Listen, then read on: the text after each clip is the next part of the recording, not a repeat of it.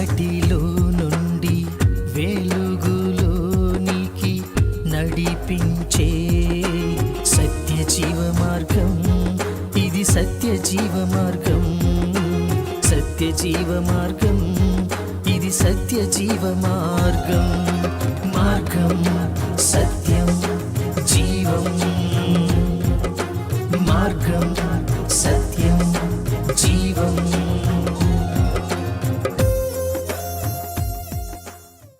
Praise lord. ప్రభువైన యేసుక్రీస్తు ప్రశస్తమైన నామంలో మీ అందరికీ నా హృదయపూర్వక వందనాలు. సత్యజీవ మార్గం అనే ఆధ్యాత్మిక కార్యక్రమానికి మీకు అందరికీ స్వాగతం. ప్రియులరా, ఈ కార్యక్రమంలో దేవుని యొక్క వాక్యాన్ని ధ్యానం చేసుకోబోయే ముందు చిన్న ప్రార్థన చేసుకుని ముందుకు కొనసాగుదాం. మహాగణుడు పరిశుద్ధుడైన మా ప్రభువా, మీకు స్తోత్రములు చెల్లిస్తూ ఉన్నాం. ఇదిగో నాయనా, ఈ సమయంలో మాతో మీరు మాట్లాడండి, మీ సహాయాన్ని మాకు అనుగ్రహించండి. మీ విలువైన ఇదిగో నాయన మధురమైన ఇదిగో జ్ఞానం కలిగిన మీ మాటలను మాకు వినబడినివ్వమని, మీ స్వరమును వినగలిగే చెవులు మాకు ఇవ్వమని ప్రభువైన యేసు నామములో ప్రార్థించి వేడుకుంటున్నాం నా తండ్రి, ఆమేన్. ప్రియులరా, మరొకసారి మీ అందరికీ నా హృదయపూర్వక వందనాలు. అలాగే అడ్వాన్స్ హ్యాపీ క్రిస్మస్. సో మనందరం కూడా క్రిస్మస్ సీజన్లోకి వచ్చాం. మరి చాలా సంతోషకరంగా క్రిస్మస్ సెలబ్రేట్ చేసుకునే రోజులు ఇవి. అయితే చాలా విషయాల్ని మనం నేర్చుకోవాల్సిన అవసరత, చాలా చక్కటి ఆత్మీయ లోతులకు మనం నాటపడాల్సిన అవసరత ఉంది. కాబట్టి జాగ్రత్తగా ఈ క్రిస్మస్ యొక్క రోజుల్లో, క్రిస్మస్ సీజన్లో దేవుని యొక్క లేఖనాలని, క్రిస్మస్కి సంబంధించిన లేఖనాలు ఎన్నో ఈ సీజన్లో మనం వింటూ ఉంటాం. అన్నీ నాకు తెలిసినవే అని ఒక్కొక్కసారి అనిపిస్తూ ఉంటుంది చాలామందికి. అలా అనుకోవడం చాలా పొరపాటు. ఎందుకంటే ఎన్నిసార్లు దేవుని యొక్క వాక్యం వింటున్నా మరొక క్రొత్త కోణంలో దేవుడు మనతో మాట్లాడతాడు. నువ్వు పదే పదే చదివిన వాక్యమైనా కూడా మరొక కోణంలో దేవుడు నీ పరిస్థితిని బట్టి, నీ ఆత్మీయ స్థితిగతులను బట్టి నీతో మాట్లాడతాడు.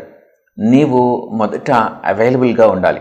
దేవుని మాట వినటానికి సిద్ధపాటు నీకుంటే దేవుడు ఒక చక్కటి కోణంలో నీతో మాట్లాడడానికి అవకాశం ఉంటుంది. సో మనము ఒబీడియంట్ అయితే, మనం వినటానికి సిద్ధపాటు ఉంటే అప్పుడు దేవుడు చాలా మాటలు మనతో మాట్లాడతాడు. మనం దూరంగా పారిపోయేవారంగా కాక, లేకపోతే నిర్లక్ష్యంగా ఉండేవారంగా కాక, దేవుని స్వరం వినాలనే ఆశతో ఉండేవారం అయితే దేవుడు చాలా చక్కగా మాట్లాడతాడు. అంతేకాక ఇప్పుడు ఈ నవంబర్, డిసెంబర్లలో ఎక్కువగా క్రీస్తు జననం గురించి చాలా లేఖనాలు రకరకాలుగా అనేక మంది సేవకులు టీవీల్లో, లేకపోతే వేరు సేవకులు మన సంఘాలకు వచ్చినప్పుడు అనేక రకాల సెమీ క్రిస్మస్లకి అటెండ్ అవుతారంటారు. అనేక రకాల వర్తమానాలు వింటూ ఉంటాం. మనం చరిత్రను తెలుసుకోవచ్చు, హిస్టరీ. సో దేవుని యొక్క వాక్యం వినేటప్పుడు రెండు కోణాల్లో చాలా ప్రాముఖ్యంగా, ఒకటి హిస్టరీ, చరిత్ర ఇది. సో ఏం జరిగింది చరిత్రలో, యేసుక్రీస్తు జనన విధం ఎలా ఉంది అనేది ఒక హిస్టరీ. ఆ హిస్టరీని హిస్టరీలాగా చక్కగా క్లియర్గా అర్థం చేసుకోవాలి. చరిత్ర రాజుల గురించి మనం చదువుతాం కదా, ఔరంగజేబు గురించి, రకరకాల రాజుల గురించి మనం చదువుతూ ఉంటాం. సో ఆ రాజుల గురించి మనం చదువుతున్నప్పుడు మన చరిత్రలో ఎలా చదివాం, నాగరికతల గురించి ఎలా చదివాం, అలాగే ఈ క్రీస్తు జననం అనేది కూడా చరిత్ర. ఎందుకంటే ఇది ఒక మత గ్రంథం లాగానో లేకపోతే మతానికి సంబంధించిన విషయమో కాదు కదా, ఇది చరిత్రలో జరిగిన విషయం. క్రీస్తు జననం అనేది చరిత్ర. అది ఒక క్రైస్తవ మతంలో బోధించే విషయం మాత్రమే కాదు, అది చరిత్ర. ఎందుకంటే క్రీస్తు పుట్టిన దాన్ని ఆధారంగా చేసుకునే క్రీస్తు పూర్వం, క్రీస్తు శకం అన్నారు. క్రీస్తు పుడతాడు, సమస్త మానవాళిని రక్షించడానికి రక్షకుడు పుడతాడని పాత నిబంధనలో రాయబడినట్లుగా, క్రొత్త నిబంధనలో ప్రారంభంలో మనం క్రీస్తు భూమి మీద జన్మించినట్లుగా చరిత్రను చూస్తూ ఉంటాం. చరిత్రకారులు కూడా దాన్ని ఒప్పుకొని తీరాలి. ఎవరు కూడా క్రీస్తు భూమి మీద పుట్టలేదని చెప్పలేరు. ఎందుకంటే ఆయన పుట్టాడంటానికి చరిత్ర ఆధారం. క్రీస్తు పూర్వం, క్రీస్తు శకం అని కాలాన్ని రెండుగా డివైడ్ చేసింది క్రీస్తు జననం. అంతగా ఈ యొక్క లోకాన్ని అంతటినీ ప్రభావితం చేసిన పుట్టుక దేవునిది. కాబట్టి ప్రియులారా, ఈ యొక్క రోజుల్లో మీరు దేవుని వర్తమానాలు వింటున్నప్పుడు బహుశ్రద్ధ కలిగి, జాగ్రత్త కలిగి, చరిత్రను తెలుసుకోవడానికి, అలాగే ఆత్మీయ సత్యాలను గుర్తెరగటానికి మనసు కలిగి, సిద్ధపాటు కలిగి దేవుని వర్తమానాలు వినవలసిన అవసరం ఉంది. సో చాలా సంతోషం. మరి నేటి వాక్య భాగంలో కూడా మనం ఒక క్రిస్మస్ సందేశాన్ని వినబోతున్నాం. ఈ క్రిస్మస్ సందేశంలో ఒక స్పెషల్ క్యారెక్టర్, ఒక ప్రత్యేకమైన వ్యక్తిని, ఆ వ్యక్తిత్వాన్ని, ఆ గుణగణాలను చూడడానికి మనం ముందుకు వెళదాం. ఆ యొక్క వ్యక్తి ఎవరు అంటే యోసేపు. ఎవరండి? యోసేపు. సో ఈరోజు మెసేజ్ యొక్క టైటిల్ ఏంటంటే యోసేపు. యోసేపు ఎవరి యోసేపు? యోసేపు ఎక్కడో విన్నట్టుంది కదా, ఎక్కడో విన్నట్టుంటాం ఏంటి? చాలాసార్లు యోసేపు గురించి మనం వింటూ ఉంటాం. యోసేపు గురించి వింటాం. సో అన్నల చేత అమ్మివేయబడి ఐగుప్తు దేశానికి కొనిపోబడిన యోసేపు గురించి చాలా రకాలుగా మనం విన్నాం.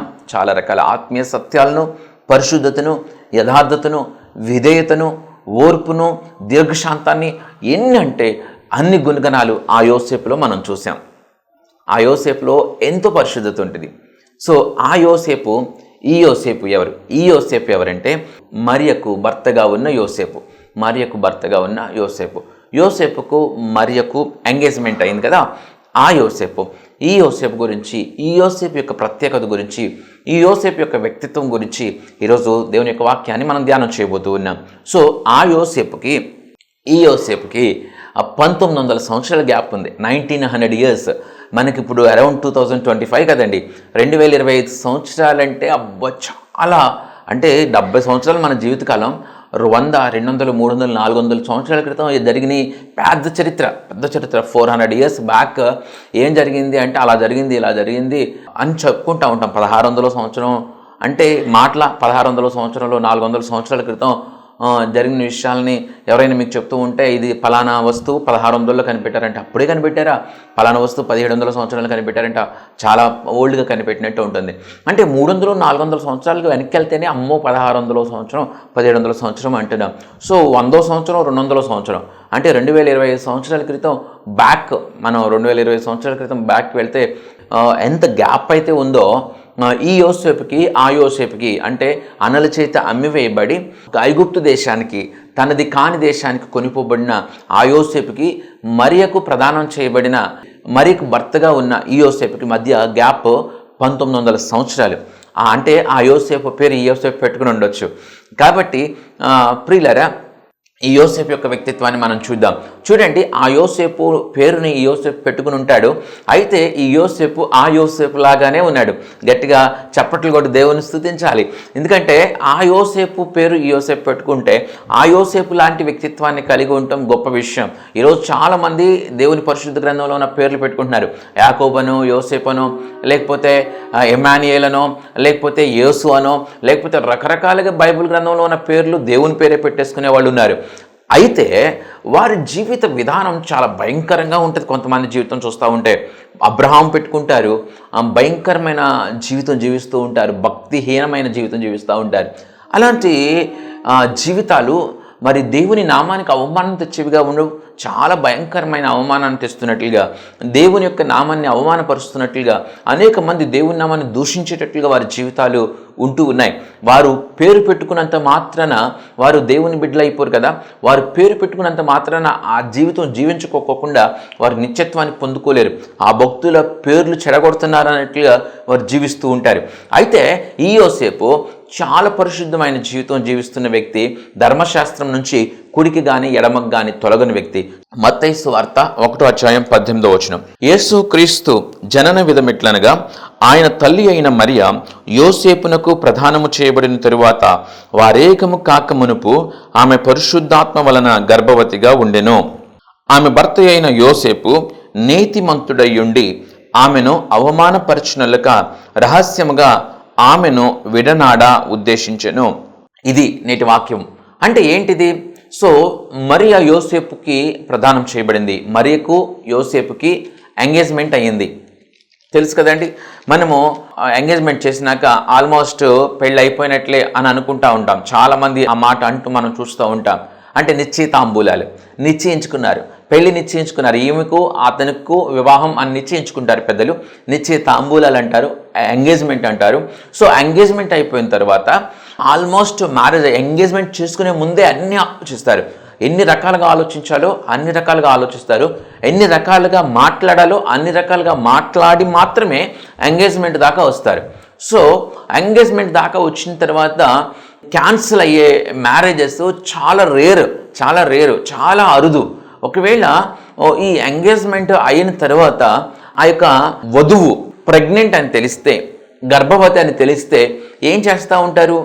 భయంకరంగా ఆ పరిస్థితి ఉంటుంది, దారుణంగా ఉంటుంది. ఒకవేళ ఎవరైనా ఒక అమ్మాయికి ఒక అబ్బాయికి ఎంగేజ్మెంట్ అయినాక ఆ అమ్మాయి గర్భవతి అని తెలిసిందనుకోండి, సో అబ్బాయి చేసుకుంటాడా పెళ్ళి? ఎట్టి పరిస్థితుల్లో చేసుకోడు. చేసుకోకపోగా ఆ అమ్మాయిని, ఆ అమ్మాయి తల్లిదండ్రుల్ని, ఆ కుటుంబాన్ని ఎంత అల్లరిపాలు చేస్తారో ఆలోచించండి.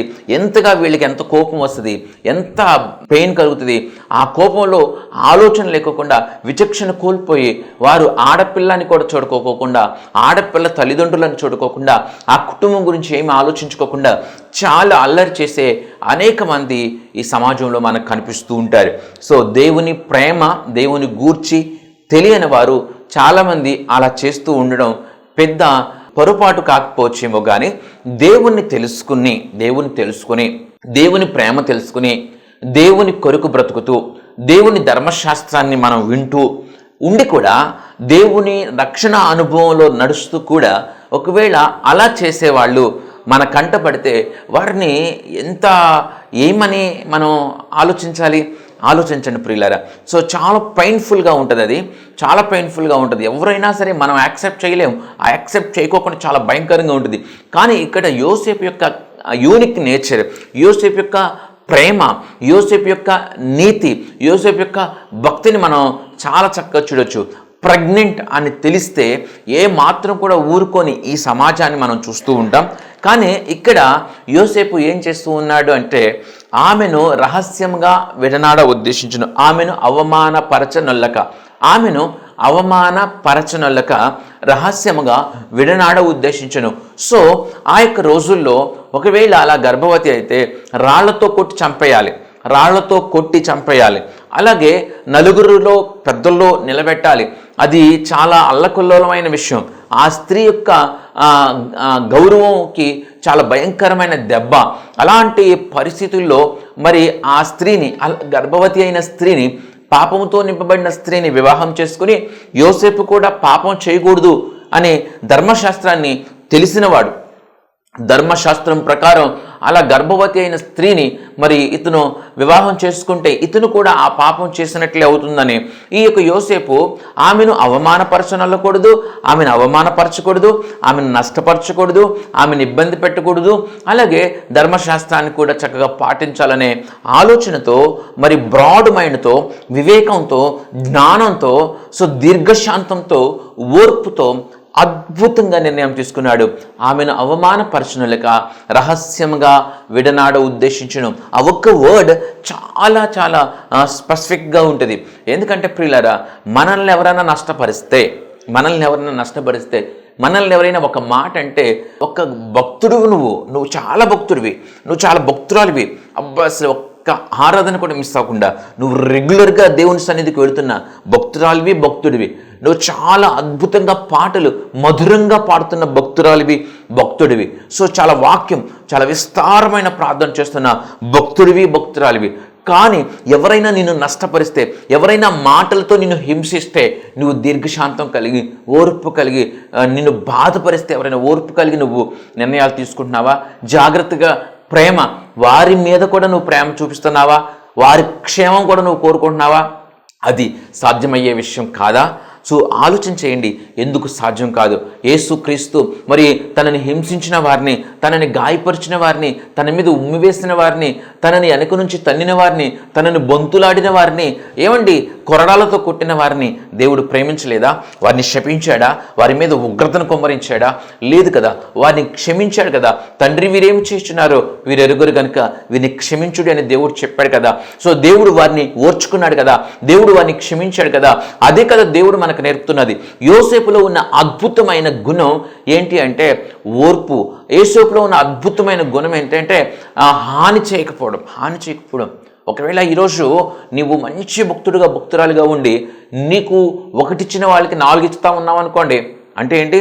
కొంచెం నిన్ను నష్టపరిచిన వాళ్ళనే దానికి రెట్టింపు నష్టం నువ్వు కలుగజేస్తూ, కొంచెం నిన్ను ఇబ్బంది పెట్టిన వాళ్ళని, కొంచెం నిన్ను గాయపరిచిన వాళ్ళని దానికి రెట్టింపుగా గాయం చేస్తూ నువ్వు వెళుతున్నావు అనుకోండి, నీలో ప్రేమ లేకపోతే నువ్వు వ్యర్థుడు అయిపోతావు, నువ్వు వ్యర్థురాలు అయిపోతావని దేవుని యొక్క వాక్యం కరాఖండిగా హెచ్చరిస్తుంది.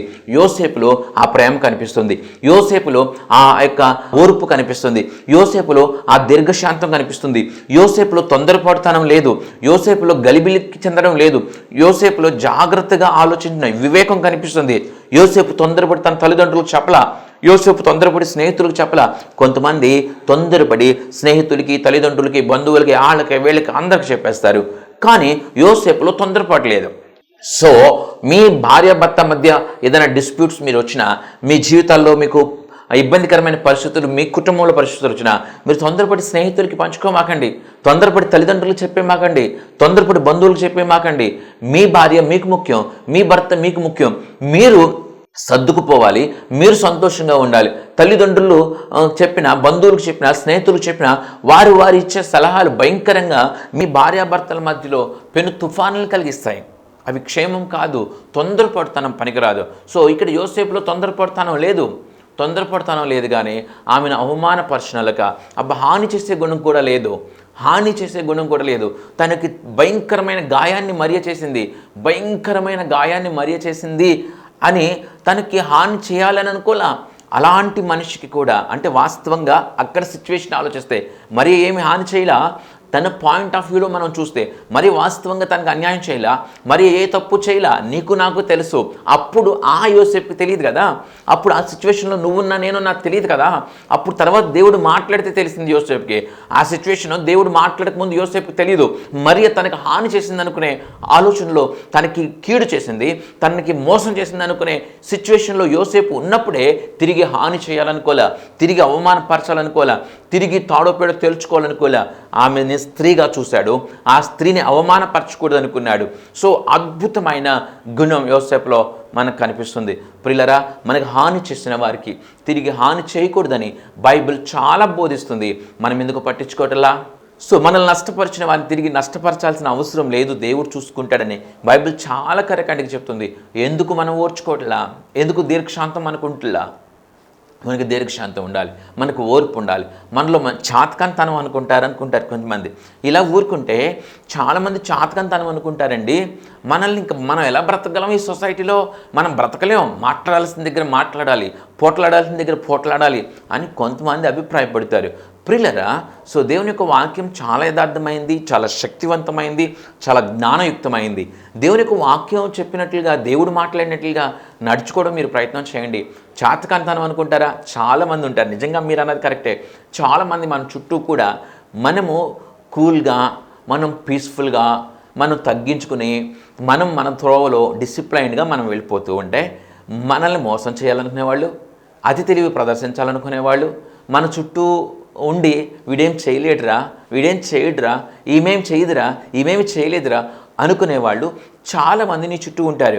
మాటలతో గారడి చేసి నిన్ను మోసపరచాలి, నిన్ను నష్టపరచాలి, నీ నుంచి వారు లాభపడాలనుకునేవారు ఉంటారు. సో నీవు దేవుని జ్ఞానంతో నింపబడి చక్కగా వెళ్ళాలి. సో కొంతమంది ఫిజికల్గా, కొంతమంది మెటీరియలిస్టిక్గా నిన్ను నష్టపరుస్తారు.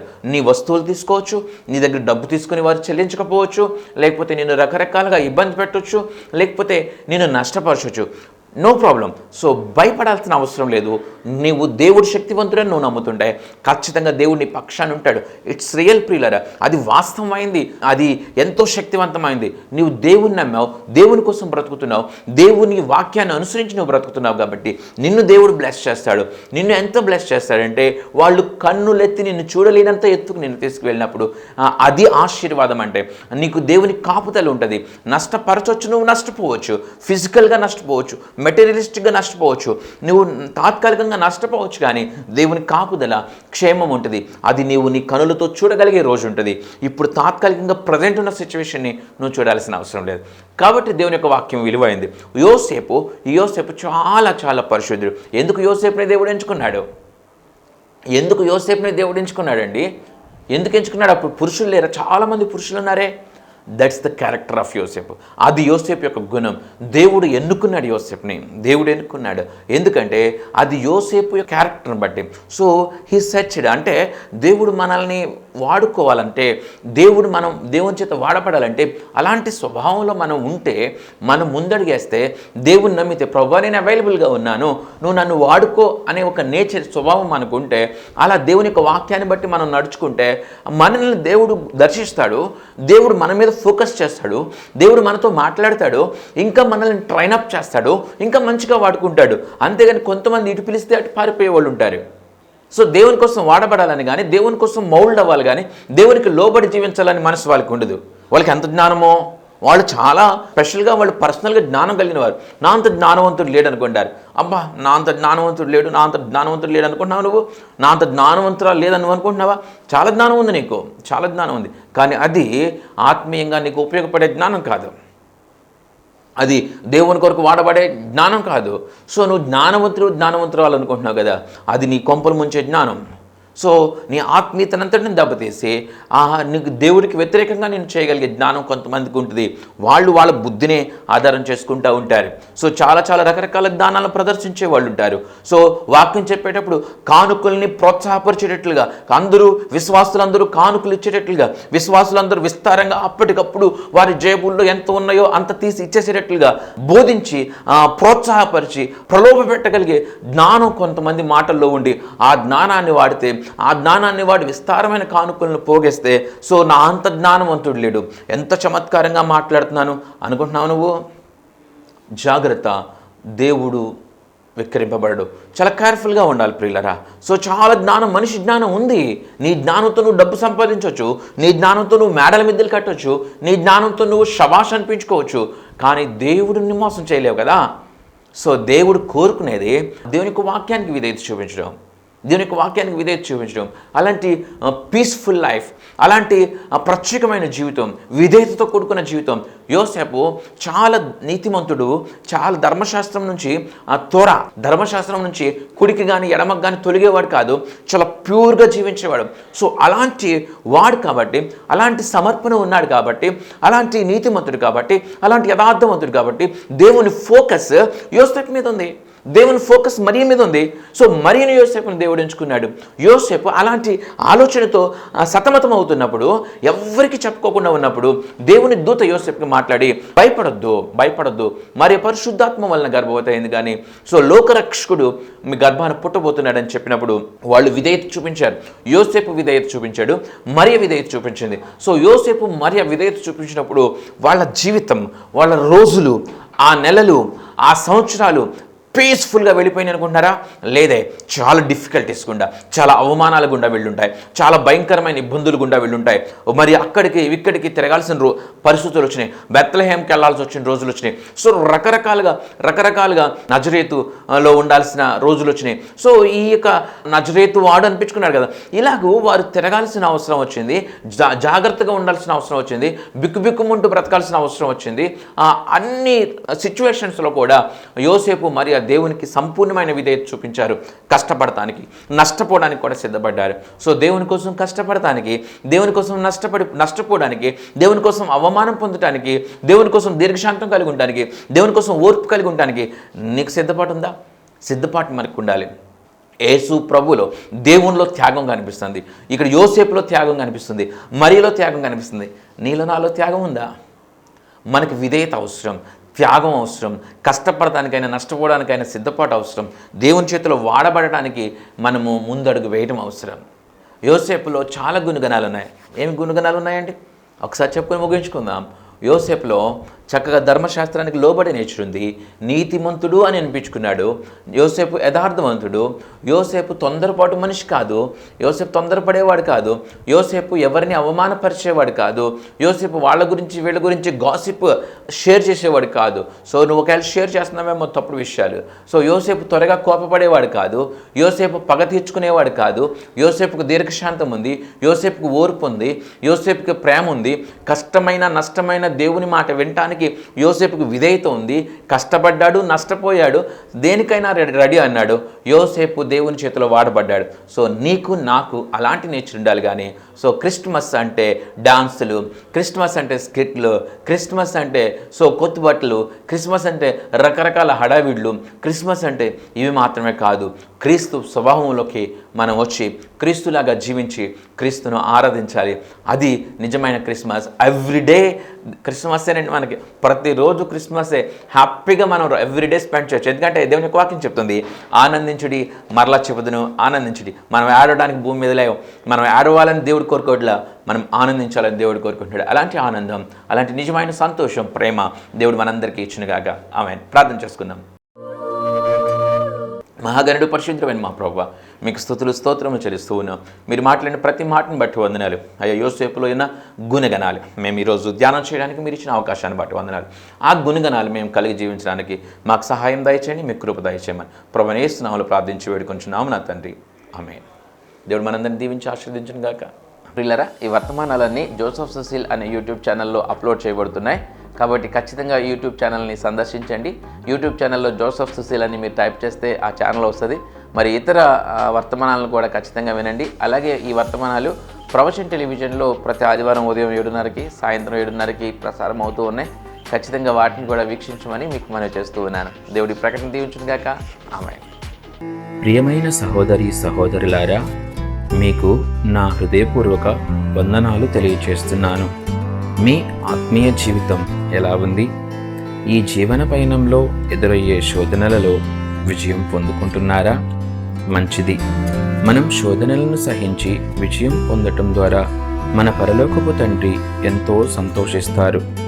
ప్రార్థనకు, వాక్య ధ్యానానికి, పాటలతో ప్రభువును స్తుతించడానికి నీవు ఖచ్చితంగా ప్రతిరోజు సమయం కేటాయించాలి. అప్పుడే నీవు లోకంలో ఉంటూనే నిష్కలంకంగా జీవించగలవు. చెట్టు మంచిదైతే విత్తు మంచిదవుతుంది. యథా రాజా తదా ప్రజ. మంచి కాపరిని కలిగిన మందలు ధన్యమైనవి. చిన్న కుటుంబం చింతలు లేని కుటుంబం. పెద్ద సంఘం కావాలి అని కాదు, మంచి సంఘం కావాలి అనుకోవాలి. అట్టహాసాలకి, ఆడంబరాలకి, ఆటపాటలకి ఆకర్షితులు కాక ప్రభువుకు సంపూర్ణ విధేయత చూపిస్తూ మంచి నడవడిక, మంచి సాక్షి జీవితం, మంద పట్ల బాధ్యత కలిగిన కాపరిని ఎంచుకోవాలి. ఆ సంఘంతోనూ, ఆ సేవకునితోనూ, తద్వారా ప్రభువుతో అంటుకట్టబడి ఉండాలి. మీ కష్టార్జితం, మీ దశమ భాగాలు మీరు సంతోషంగా దేవునికి కానుక ఇవ్వాలనుకున్నప్పుడు వాటిలో శ్రేష్టమైనవి, అత్యధికమైనవి మీ సంఘ కాపరికి మాత్రమే ఇవ్వాలి. మంద కాచేవాడు మంద పాలుకి అర్హుడు.